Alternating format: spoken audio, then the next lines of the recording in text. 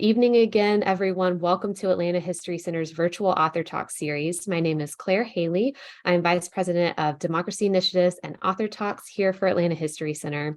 It's my absolute pleasure to welcome you tonight. We're joined by Elizabeth Rosner and Jennifer Rosner. They will be discussing their books. Elizabeth's is Survivor Cafe and Jennifer's is Once We Were Home.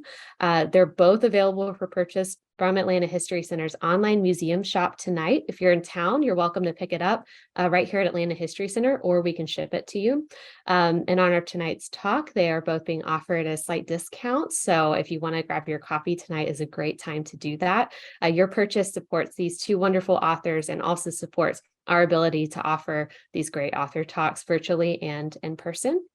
As the conversation continues tonight, if you think of questions that you would like to put to our authors this evening, just drop those in the Q&A. We'll be disabling the chat just here in a moment, and we will get to as many of those as we possibly can at the end of the evening.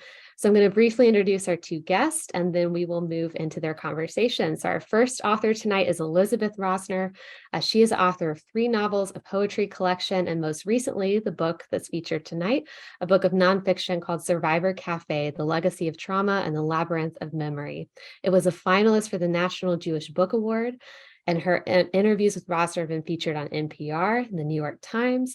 Her novels are prize-winning. They've been translated into 10 languages, and her writing has appeared in Elle, The Forward, the New York Times Magazine, and many anthologies, and she leads writing workshops internationally. So we're thrilled that Elizabeth is here with us tonight.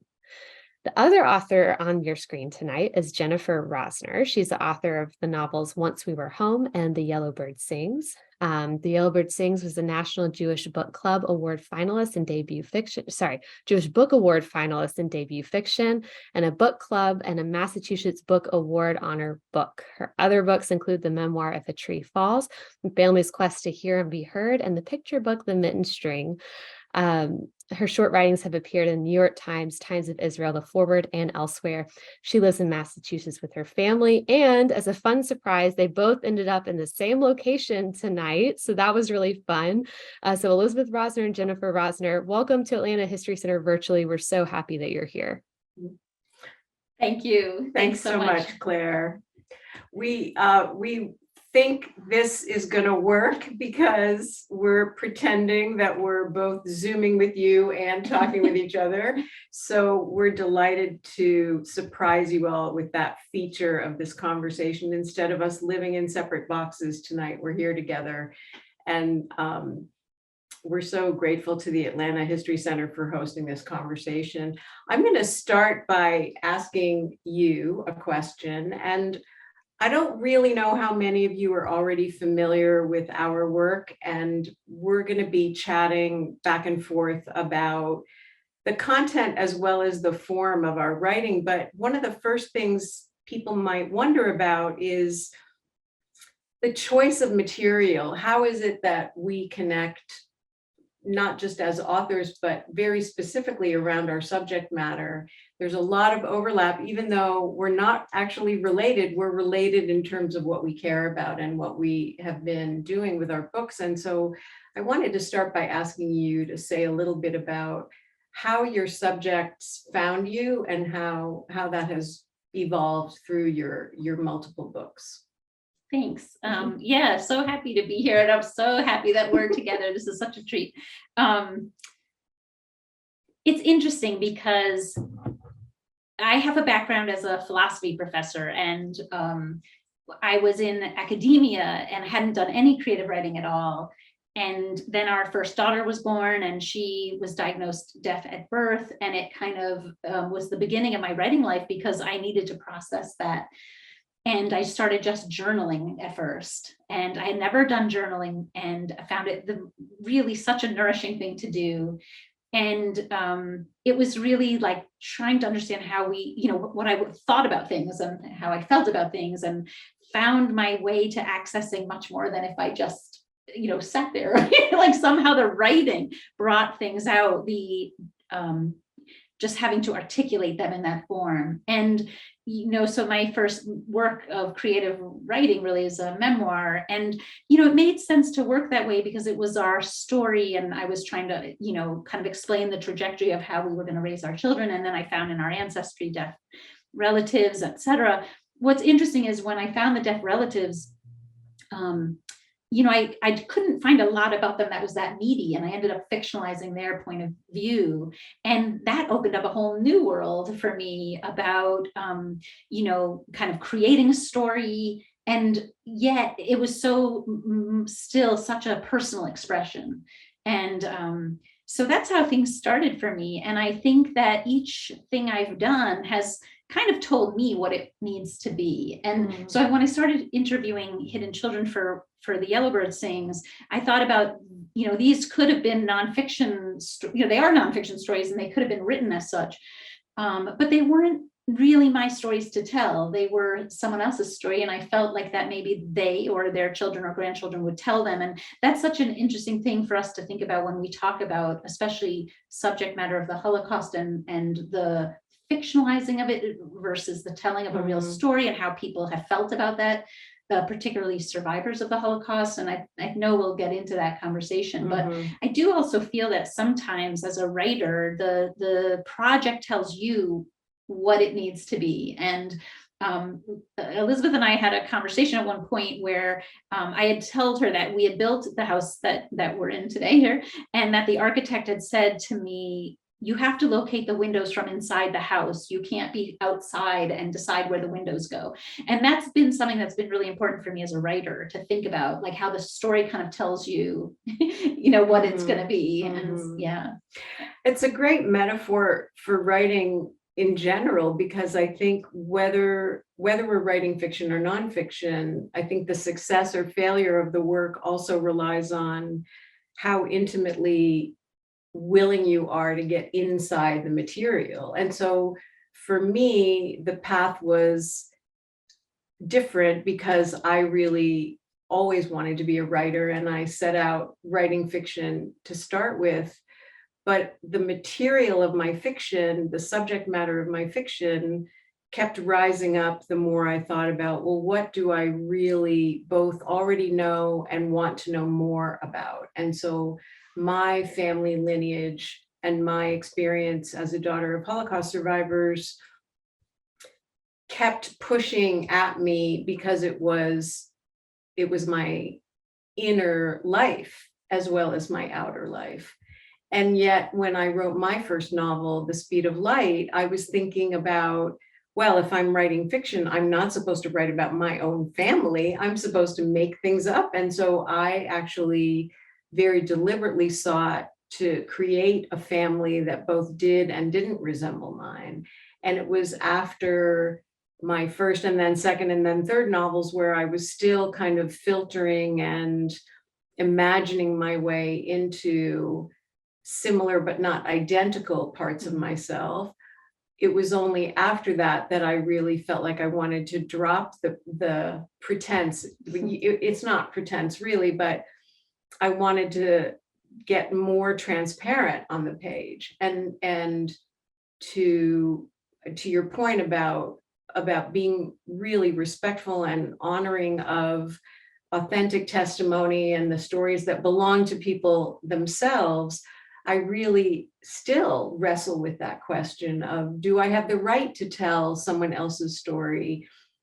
If they're gone, if they're still here, if they're trying to do it themselves, if they're unable to tell it themselves, is it incumbent upon me to make sure it's okay with them? All these questions that I think are in some ways the side stories of history, like they're both at the center. Each of our stories is at the center of our own lives, right? But when you're a writer, are you stealing? Are you borrowing? Are you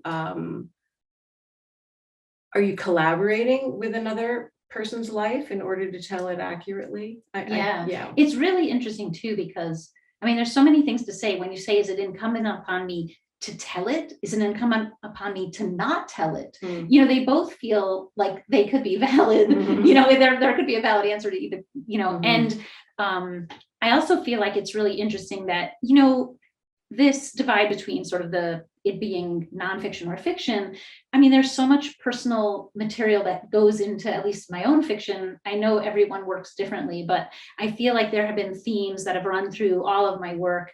And they're just sort of uniquely this, either they're uniquely mine or they're uniquely the stuff I'm working out and trying to kind of grapple with. These are like the same questions, and it's interesting that they can inhabit and very, very different narratives.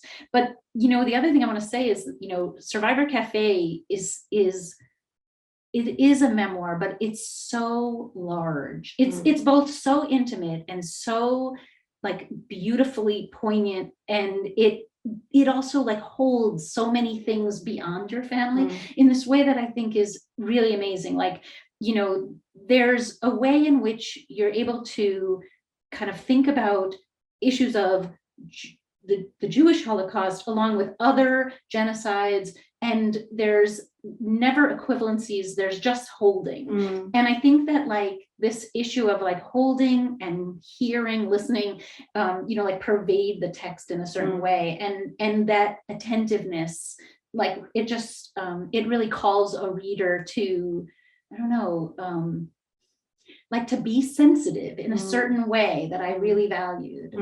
Thank you for saying that. It's always been important to me, and I think that's one of the things I do respond to in your work as well, is that deliberate effort to include, a variety of perspectives and characters who represent different experiences and layer those experiences. And in my case, when I look back at my work and see these themes that recur, like you said, the things that you can call them the writer's obsessions, which will show up in, our books over and over again.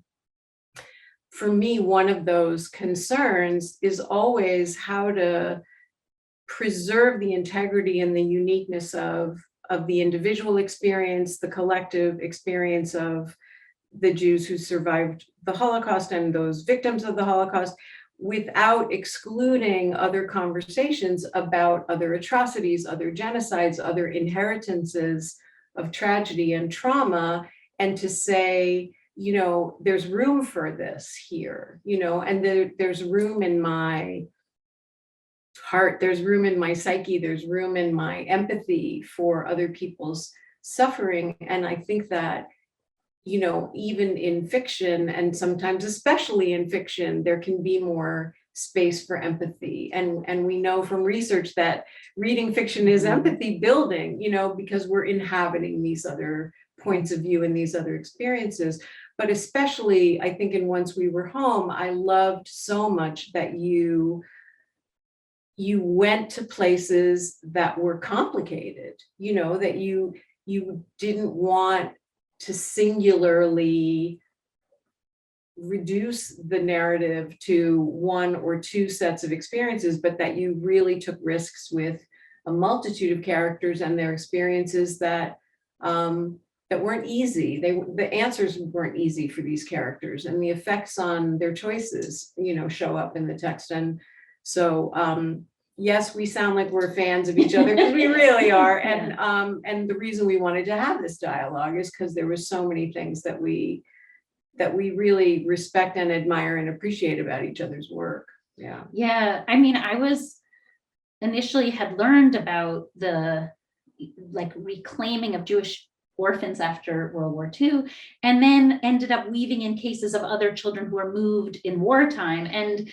again, it's one of these things where you aren't trying to draw equivalencies between the activities, but you're trying to say that all these things happened, and that in a way the effects are struggles with identity, struggles with belonging, struggles with what is home, all these different things, and that we share those things. And it's not, there's no single universe in which it's just one group of people who are struggling with these things, but for whom this happens, and it happens to so many, we're aware of it and holding it, and or trying to hold it, and allowing for complexity. I feel like that's the other thing I feel like that is a shared theme for us, is that you could we're going to get into like we are going to get into issues of language and the ways language is limited and that, but yeah, I mean, I lost my train of thought. Sorry, Ding. but Yeah.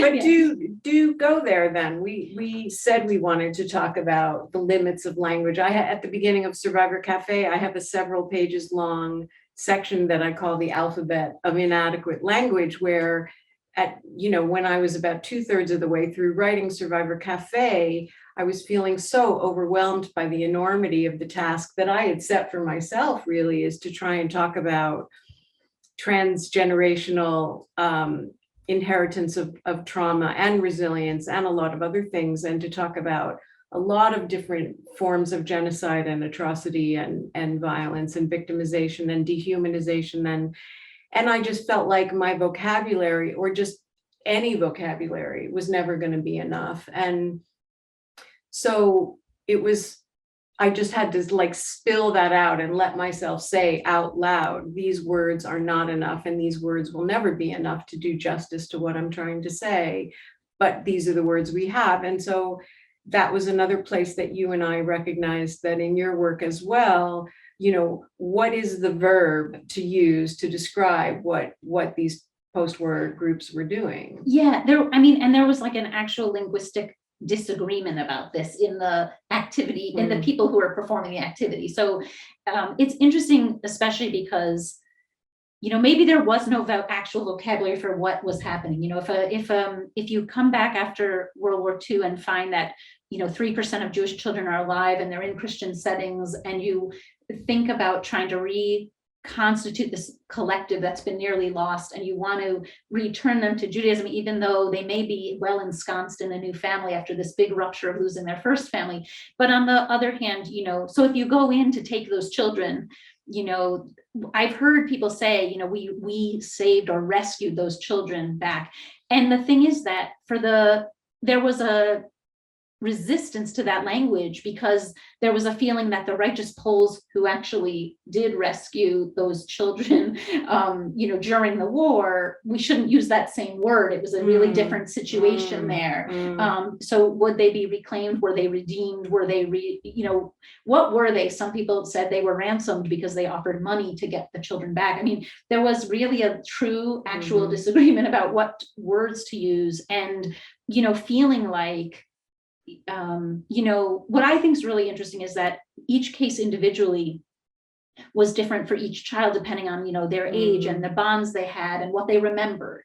So memory had a lot to do with it too. What language can work, and were they, so just holding this complexity is what I felt was really important for us to understand, to hold that it was complicated, to hold that for some children it was okay for them, and even great for them, and for other children it was hard for them, and like we can hold all of it, and also understand that there was some said some people were righteous in doing this work, and all of them really meant to do something good, but it was just a modeled thing, like most of most of life.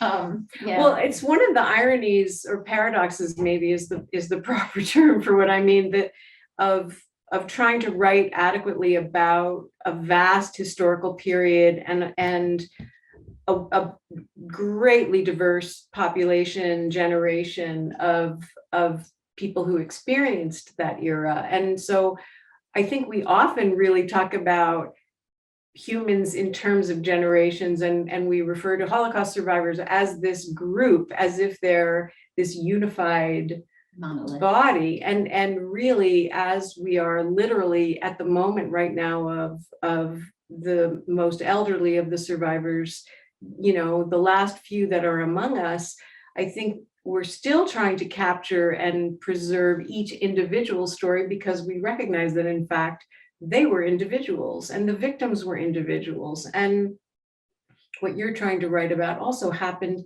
to individual children. It didn't just happen to a generation of children or a country of children even. It was, one child at a time, and even siblings in the same family, which you write about, had different experiences, and some of it was based on how young they were at the time of that shift or loss of family and gaining of a new family and losing a family again. And some of it was just who they were as individuals. And so often fiction really does provide us the space for that. Yeah. And I was thinking too, as you were talking, that maybe this is really why there's so many stories. Like we have so many stories. And when you interview, as I did, some, hidden children, and I know that, you had parents who, one of whom was hidden, et cetera. And you hear these details that, like, if you told your editor, I know I'm going to tell you about this story, and she goes to the bunker with the goose and the plate and the porcelain, like you tell these particular details of someone's story, and the editor would be like, that's unreal, or that would never have happened. And you're like, in fact, it happened. And the idea that there are these stories, and that, we're trying to get them recorded in the, at the USC Showa Institution, we're trying to get those stories down, and we want to, but it's interesting too, because I feel like, what you were able to do in Survivor Cafe was both incorporate stories like that, like true stories, and these details, like to preserve your parents, their memories in some sense, and their experience, while also opening to so many other things, which I just valued it so much. It's such a challenge. I think the irony of what you were saying about an editor possibly saying, oh, that's improbable, that, readers will never believe that. And in writing programs, worldwide, and every writing class says, the defense of the writer, but it really happened, the response of a workshop or a teacher or whatever is, yeah, but you have to make it believable on the page. And so the question of, it's not the detail that's implausible, it's how it's rendered, it's how it's given to the reader. And the truth, in my experience, with every Holocaust survivor story I've ever heard, and I've probably heard thousands really over my lifetime, they all sound improbable. They all sound implausible on some level, because almost every story involved multiple miracles or just ridiculous amounts of luck and chance, and, randomly doing that instead of that, or, not going there or going there, or, each story has that level of bizarre, oh, that couldn't have happened, and so I think how to work with that as a writer, that's our challenge, right? It's like we're taking authentic material and transmuting it somehow, or we're taking researched material and transmuting it the other way, It's interesting that you say that too, because in my first novel, The Yellowbird Sings, where there's a mother and child hidden in a barn, and it's, there are soldiers outside, et cetera. It's very dangerous. There was a moment where my editor said, I don't think there's enough tension. And I was like, what? How can there not be enough tension? But you're right. It's like, then what I needed to do is bring in all the sort of moment by moment tensions. There was a overarching tension, obviously, but then, would someone come into the barn, would, whatever, which I found, I just was so startled by that comment. But what you're saying is really true about moving it onto the page so that the reader can really feel it. And and that's the thing is, in what we're trying to do is to convey these, it's to convey the emotionality, to convey, sometimes it's, sometimes they say, fiction can bring out a truth in a way sometimes that nonfiction can't, because because the details wouldn't be the right way to get to the emotional heart of the matter, and you have to focus on the emotional heart. So well, and I think that also speaks to the evolution maybe of, I'm so curious to hear from people in the audience who are affiliated with the History Center, or people who are, really avid readers, researchers, students, professors, whatever, of history themselves. And if it's true that what I'm noticing is the trend maybe of a 20th, 21st century era that we're in, of really trying to remind people that history was lived by human beings, and, flawed, imperfect in all kinds of ways. And sometimes we're even revisiting, previously recorded historical documents to kind of dig back under the more polished version of these stories. And again, to humanize, or maybe rehumanize, the players, the persons involved in these events and episodes and periods of time that were both, really dark chapters of American history, for example, and also the really luminous moments that have been buried under, the forgotten stories, let's say. And so I think there's a role for fiction and nonfiction in that evolution as well. I agree. And as you were talking, I was also thinking, like, this is why capturing complexity really matters, because the people who were living this experience were humans, and they as such were round beings. And I think the disservice comes when they're flattened, like when it's, the good and the bad and whatever. Whereas we, of course, everyone hopes that they would be heroic or do well or whatever. But I think even our best heroes had their moments of shakiness or whatever. And I think that's what we need to remember as we're, as we are in a complex historical moment, maybe always, but, you want to understand that it's, that human beings are really complicated, and that we are all good and we're all bad, and we're all a blurry thing in some ways. We have a lot in us. We all have a lot in us. And so it's not just one thing. Yeah, I think that there's so many different ways to talk about why that might be, why we want that level of, certainty or predictability about both our historical characters and also people in our lives now. Like it's scary and disturbing to address your own inner demons, or the possibility that I don't know what I might have done under those circumstances. I don't know how I might have behaved. I'm reading this novel and reading this book of nonfiction and hearing about what people did that was, say, heroic or the opposite of heroic. And I don't know where I might have gone. And so I think that willingness to say, I don't know, it's important and necessary and hard to do that work. And as a philosopher, I read some stuff on the subject of what's called moral luck, where luck in when you were born, luck in where you were born, luck in how you were brought up, we don't get to say all these things about ourselves, but they determine a lot of things about us, and we might never be challenged, luckily, maybe, to have to decide whether we're going to hide someone in our quarters at the risk of the lives of our family. And, it's not because we're good, it's because we weren't challenged. Maybe we would be good and maybe we wouldn't. And maybe the fact that we could be good was also due to many factors that are due to luck. And so there's luck, like when you said about the survivors too, like, I think, the fact that they survived did have to do with, ingenuity and intelligence and all these other things, and good nature, some good people in the world helping them along, and a real lot of luck. And then also, how everyone behaved had to do with all these other things too, including luck.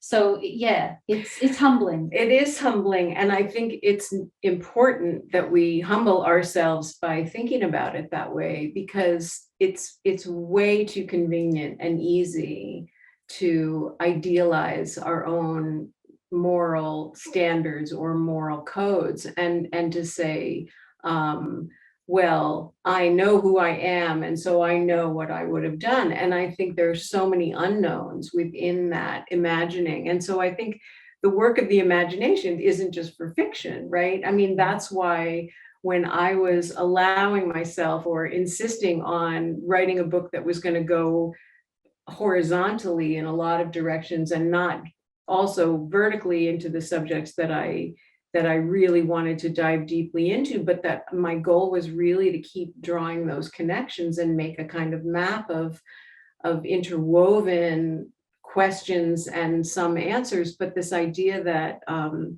it's our job to do that searching, not just as writers, but I think as human beings and philosophers and parents and and that and history isn't static, really. I mean, that's the irony of it. These things that happened so before we were born, they continue to mutate in a way as we think about them, as we dig deeper into the layers of them.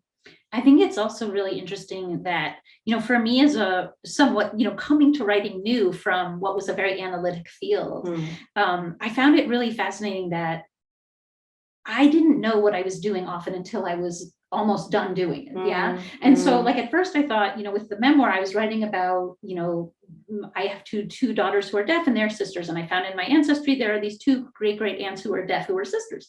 And I thought I was weaving together stories of deaf sisters in our family.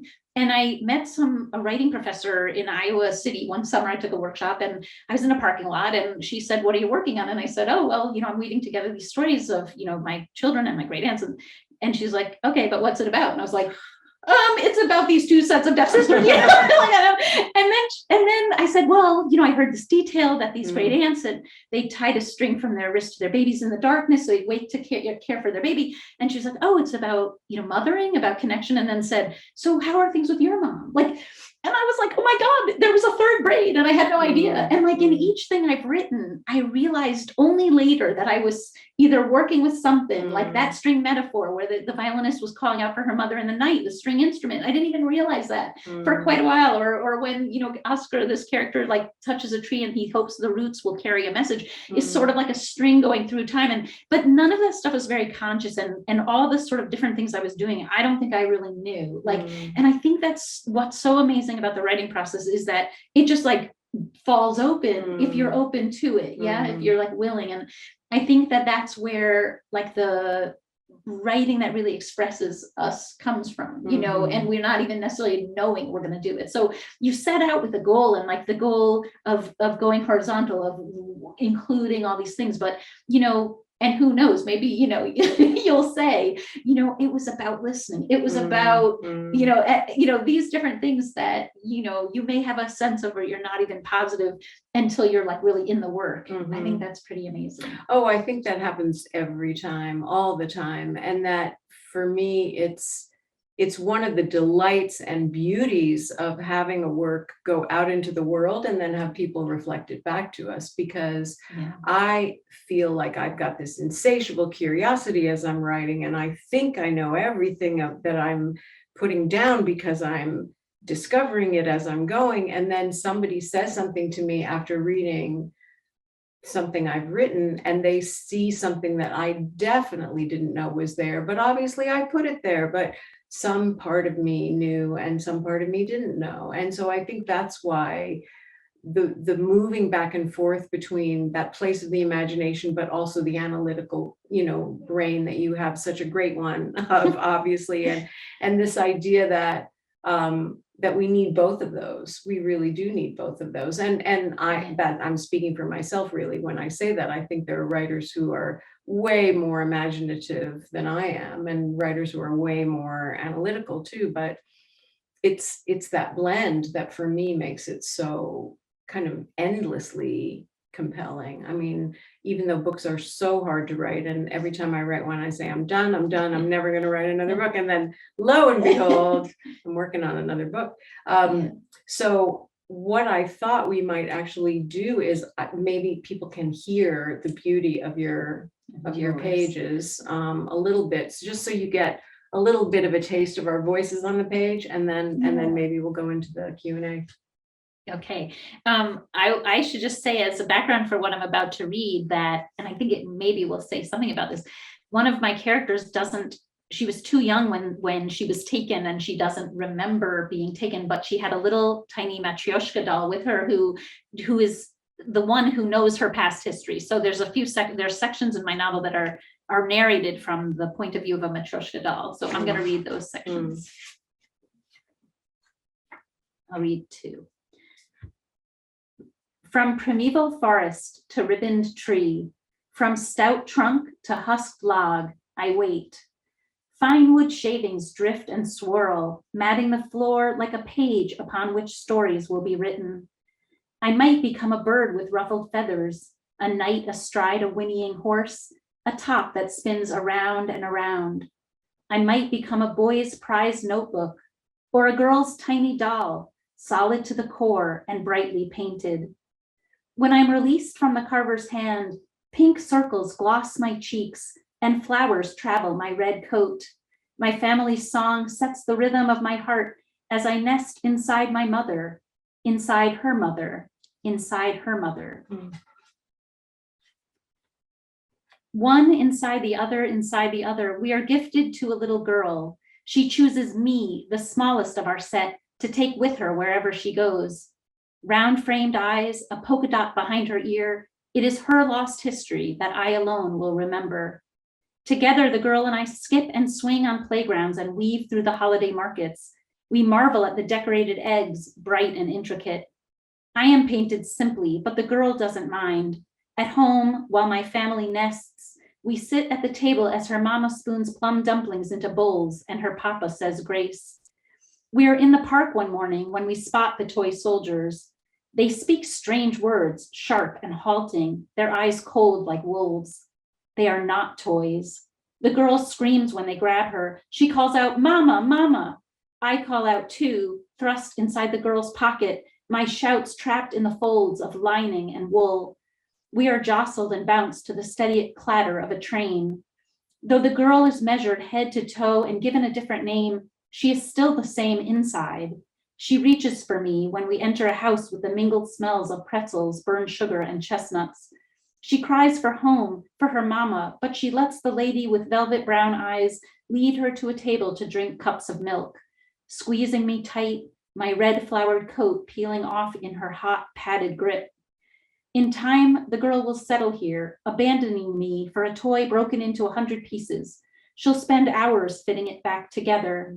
She will eat the lady's frosted cakes and listen to the man's fanciful stories.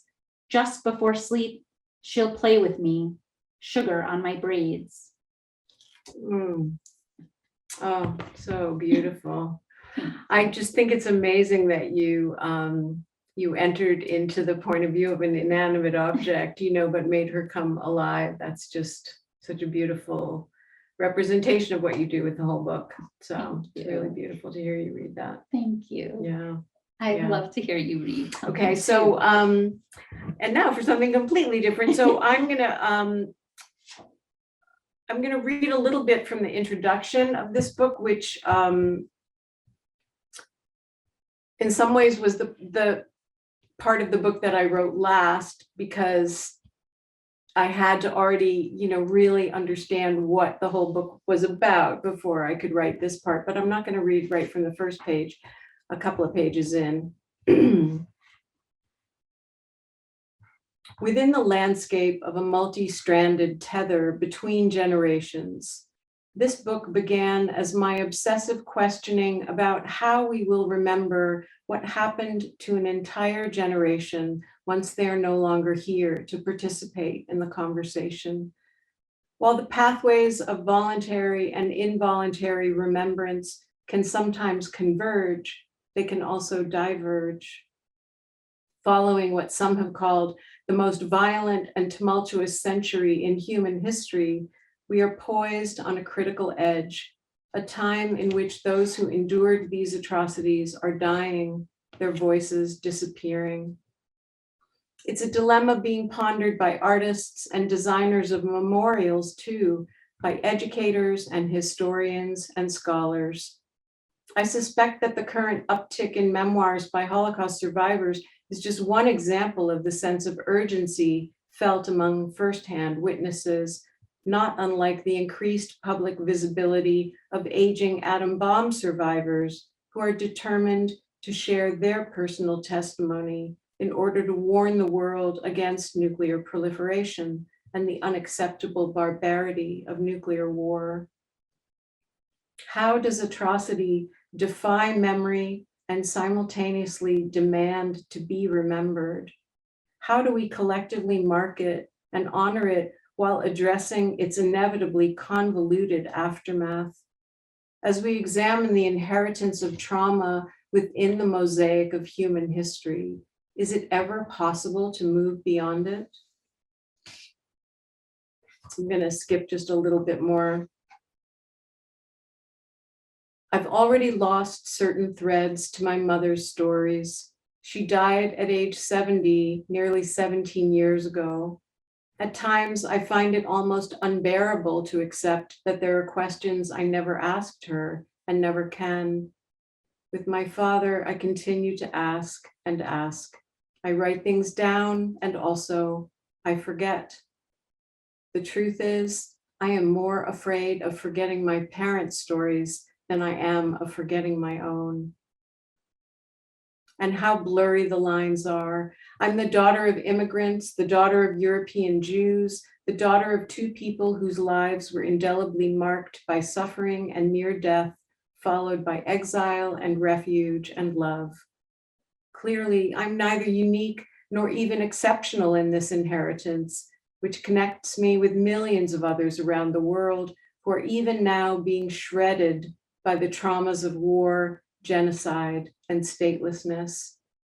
The more I delve into my personal inheritance, the more I recognize intergenerational reverberations of global violence, persecution, displacement, annihilation, and also resilience.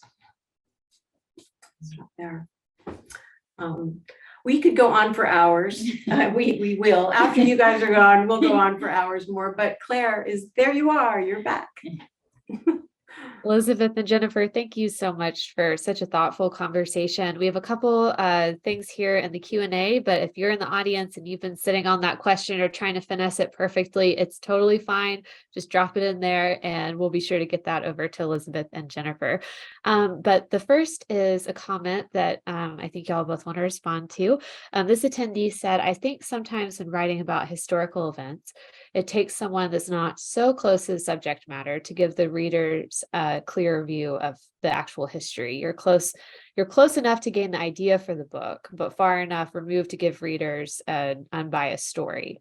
Can you respond to that and how kind of that proximity to the subject matter informed your writing?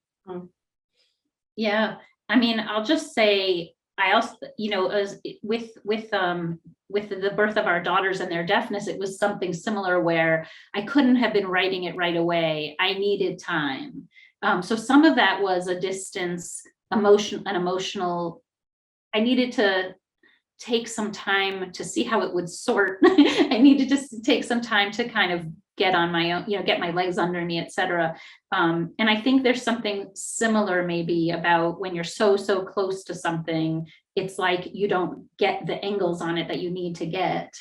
I mean, I think it must really vary because sometimes someone really close to it might be the right person to capture the rawness of that emotion, whereas if you're distanced in some way you don't capture that. But I think it must vary, but I understand the point, and I think that it's a great question, and it's and probably like everything we've been talking together tonight about, that there's like a multiplicity of answers to this question, and like that it really, that no single work will be the same depending on what your distance from it is and what your closeness to it is. So that's not a good answer. It's a great answer. I mean, I think what we're both probably going to agree about is complexity always in our answers, that it's a thoughtful question, and I understand where it's coming from. And I think that many of us have been led to believe that there really is such a thing as unbiased reporting or unbiased recording of history or unbiased writing about history. And I think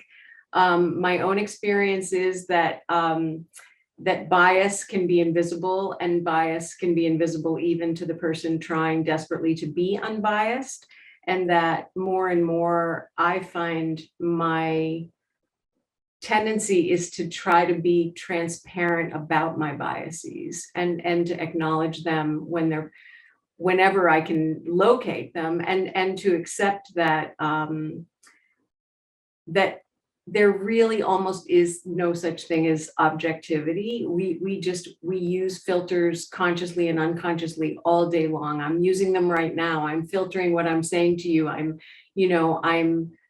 answering this question based on other times I've been asked a similar question, and thinking about how did I answer it before and how have I changed since I answered it then. And that I think that distance, I'm thinking about my accountant, who whenever I ask her a question about doing my taxes or something, she always said, her first answer is always, it depends. That's her first answer. And so I think in a way, the answer to this question is, it depends. Sometimes, as Jennifer said, proximity is absolutely what's needed. And bias, like transparent bias, is part of that story.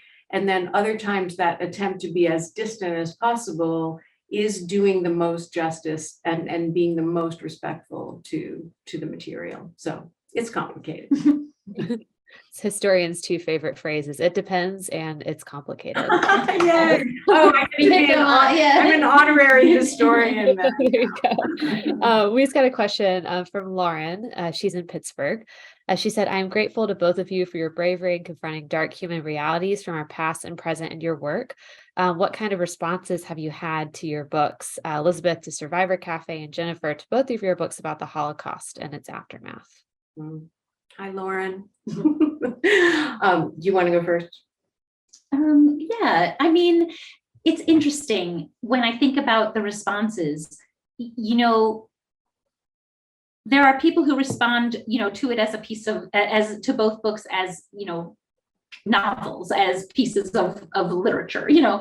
And then there are people, you know, like some of the best responses I've had are, you know, where, you know, someone who's shared a bit about their history, and then I created this piece of fiction, and then they read that and said, this really resonated with me, and I'm so glad you wrote this story. And, you know, it's not their story, but it's, you know, sort of in the you know, area. And I feel like, you know, it's interesting because I feel like, you know, you get responses from readers that are, you know, so multifaceted about whether about the writing, about the themes, about whatever, but feeling like you're really communicating with other people, that you're really touching, and they're, you know, that you've been touched by and that you're touching them is like just the gift of putting your work out in the world, you know, and sometimes, you know, it's so interesting because, you know, this is a thing we're doing together, you know, like I'm going to give you my work and you're going to have all your associations with it. And I once like talked to someone who said, you know, the author does this and the reader does this, and we try to meet here.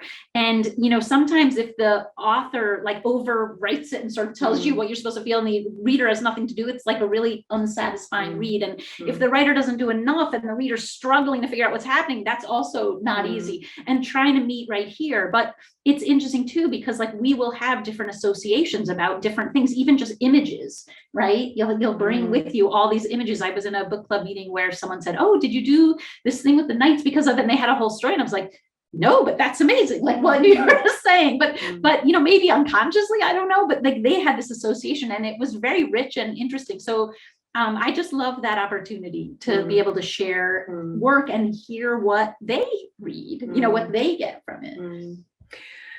I'm thinking about how I've been thinking about this a lot lately, because Survivor Cafe, which came out 5.5, almost 6 years ago now, is in some ways feeling even more relevant now than when it first came out. And not because I was so ahead of my time or so prescient, but just I remember very specifically worrying about putting the word trauma in the subtitle, because at that moment in 2017, preparing the book for publication, trauma was not the word on everyone's lips. Trauma was not the thing everything, you know, seemed to keep orbiting around in individual and collective lives. And so I think the resonance of the work feels like it's increasing now, which I wouldn't have predicted, even though, of course, when we write, we hope that our books are not just timely, but also lasting in some way. It's just that I was trying to address, as you heard me read, you know, this kind of threshold moment that we're on, and we're still at that threshold moment. It's just there have been other collective traumas that we're now living through that nobody, you know, saw coming, or maybe a very small handful of people saw coming. And now we're in climate crisis, and now we're, you know, we're in the era of COVID, and you know, these the mass migrations and exiles of displaced people from not just war, but now, you know, climate catastrophe. So that pervasive quality of trauma that people are responding to, and seeing something in my book that speaks to their need to understand it or wrestle with it, is a form of gratification that I did not think I was going to have. It feels like such a privilege to get to talk to people about things that matter so much to me personally, that feel relevant, you know. And in terms of how this book echoes things I was writing about 20 years ago when I was writing primarily fiction, I was writing about epigenetics before I knew I was writing about epigenetics, because that word didn't exist in my vocabulary yet. So Lauren, it's a great question, and thank you for that. Yeah, I also wanted to say, as you were talking, I was thinking how,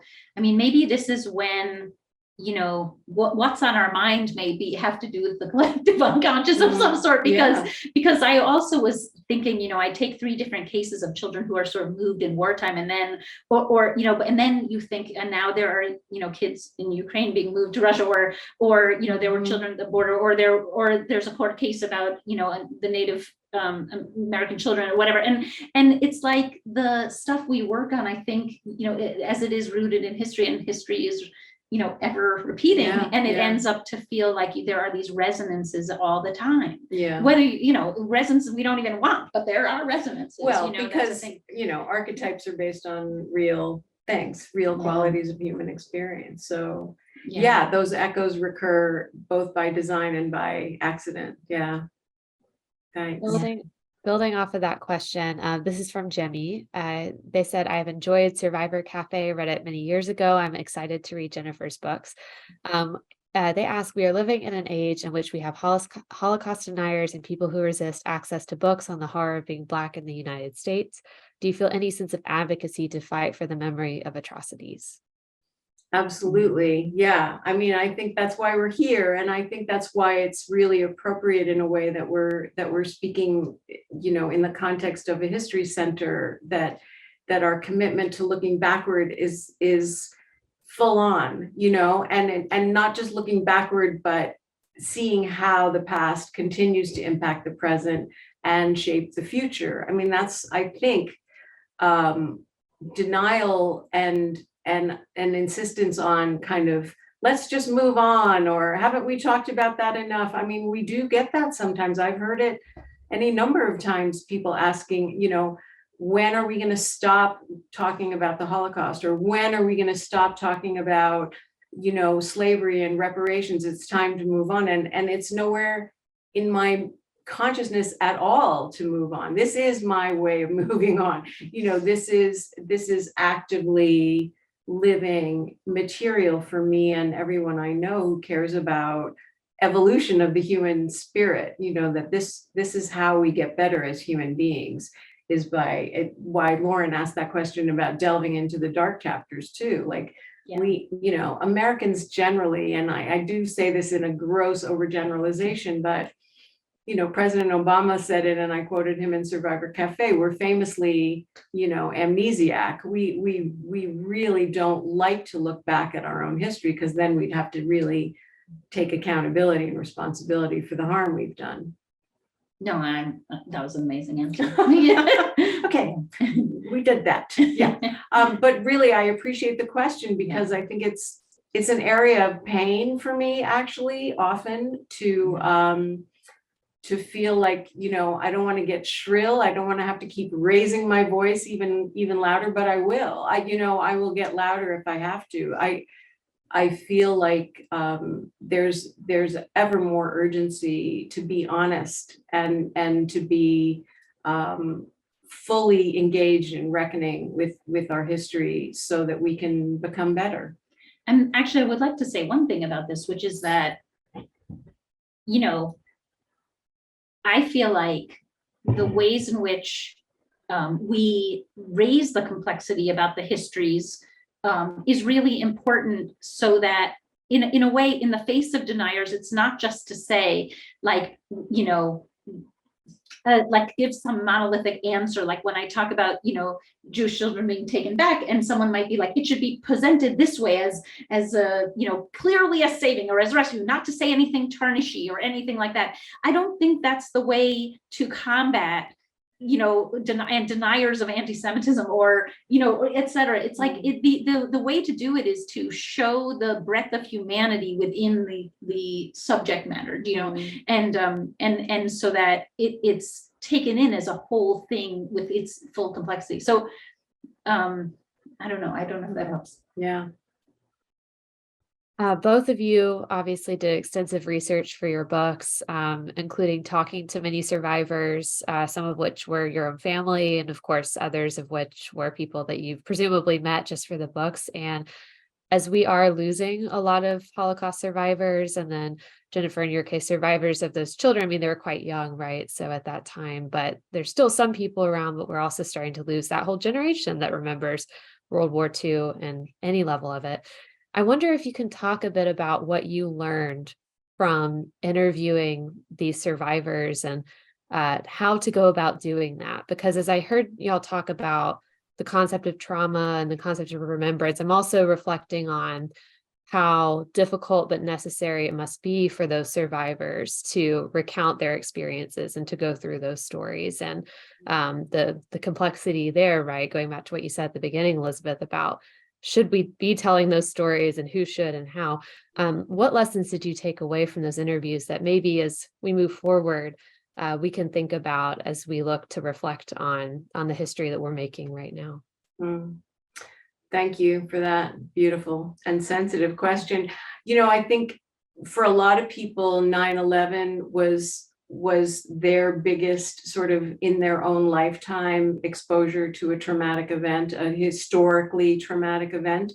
And, you know, what we saw over the period of years since 9/11 was how difficult it is to create a memorial, to create recorded testimony, to make sure that individual experiences, the names themselves are remembered. And that's on a scale of, you know, a few thousand people, not in any way to reduce it or diminish its impact, because it's of course had eternally resonant, difficult impacts, not just on people who lost loved ones, but on the country and the world. But I think just to say how difficult it is to do justice to the individual experiences within that historical collective event. And so I think the thing I come back to over and over again is to try and stay deeply respectful of the individual, even in the context of trying to address big, even epic periods of history and situations, and to keep trying to stay true to the singularity of experience on that one by one level. And so every story is unique, even though they create a pattern. Yeah. And I guess just to say something that I found really meaningful was that as I was interviewing hidden children, I did feel that there was like something, the you know, what enables a person to survive, what kind of enables someone to, you know, kind of go on within horror.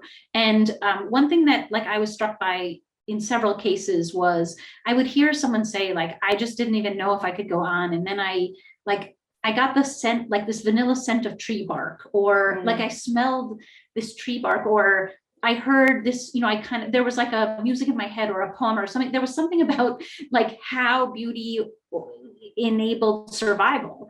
And this is a very general answer to something, you know, you answer in this beautifully specific way, but it was just something that I carry with me, which is that, you know, I don't know, you know, like what enables us to remember our humanity, to try to remember how to go on in difficult times, et cetera. And that it really meant a lot to me, that that kind of overarching theme I found, I found again and again in these conversations in different ways. There's one last question this evening, which I think leaves us on such a beautiful note, also from Jimmy. Jimmy says, I'm a parent of 3 sons. I have introduced history to shape their identity and build their responsibility to care for all of humanity. Can you speak of the obligations we have to our future and any anxiety you feel about doing so? Mhm. You know, I'm not a parent, so I bow down deeply to all of you out there who are parents, including this wonderful parent sitting next to me, and my siblings who are both parents, and the role that a parent plays in teaching children how to keep their hearts open in a difficult world. And that sounds so almost banal to say, but I think it's actually in some ways the most important thing. And I feel like the miracle that my parents, you know, lived through what they lived through, and somehow were able to raise children with love and to teach me how to love and appreciate beauty in the world and to create beauty in my small way. And so I think those qualities of resilience, resilience gets developed in the face of difficulty. Challenge is what forces resilience to grow, strangely, paradoxically, mysteriously. And so here we are. I really want to say how much I appreciate being here with you, and I won't say my goodbye just yet. I'll let you respond to the question. But. Well, I wanted to say something too about that. I loved that question. And I think that something that shows up in both our work really, is that being sensitive, there's something counterintuitive. It's like the more sensitive you are, it seems like you'd be more vulnerable, but I actually think you'd be stronger, right? So the more open and like available you are to hold things, the more like sort of the bigger the basket, the stronger the arms, all that kind of stuff. And I think that's really important for us to think about, because it's so much easier to be like, I can't take it anymore, and I'll close it off, and I'll only tell my kids these things and not these things. But there must be a way that we enable our children to hold things, with sensitivity so that they can be strong people. Yeah. Mm-hmm. That's gorgeous. Thank you for that. Yeah, I had an interview recently in which I said basically sensitivity is what's going to save us. So yeah, I love that. Claire, thank you so much. Yeah, thank you.